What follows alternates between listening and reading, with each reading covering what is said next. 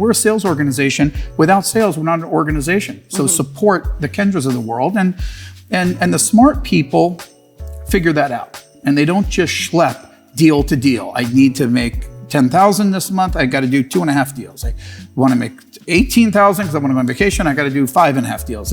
There's a little bit more rhythm to their game. And I know that is the case with you, right? There's a bigger calling, a bigger picture. There's markets and areas and channels and people that you're focusing on, not the Jones loan. And I think that it's why the 80-20 rule applies. A lot of people just don't see it. And you can't force them to.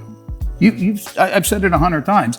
And you got 100 AEs listening to me speak. And I could tell you, that one has it, that one has it.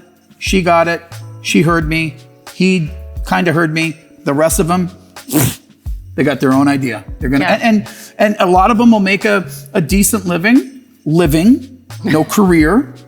And I just, you've heard me say, like, this is like no practice life. We have like one chance here. And if you're closer to the end than the beginning, then you got, less of a chance. So why wouldn't you go all in, like chips all in every day to live this life of mediocrity, half in, half out, not sure, don't know, maybe not. That's like, to me, like you'd be pissing off God. He created you and you're wasting what he created. Like, get out there and make it happen. Do you feel like you can train that into somebody, or do you feel like it's a matter of someone born with that spirit or not born with that spirit? I think it's both. I think anybody can change, but most people don't want to. I think if you don't come from much, this is just my truth. If you don't come from much, you either accept that as who you're going to be the rest of your life, and you go down that path, or you put a line in the sand and you say, I will never let that happen to me. Yeah, and you go down a different path. And so I made that reference about money because in sales, it really does come down to that. But you gotta like it.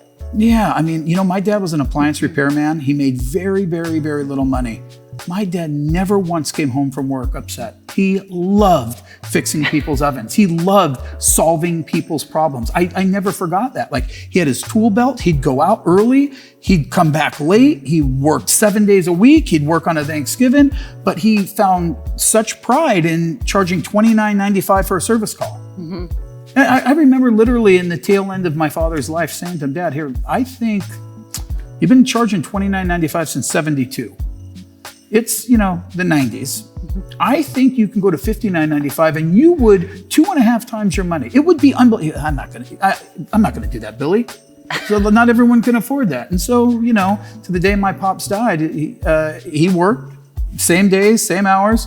He was $29.95. I could not get the guy to up his price, but he loved what he did. How have you separated yourself in terms of identifying an opportunity each and every step? Like, I know we keep going over this, but it is something that I find hard to train. Like, what do you mean? I mean, I'll give you an example of what I'm talking about.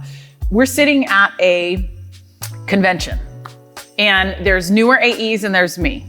And one of the AEs says to me, I don't even know why we're here. There's so many competitors.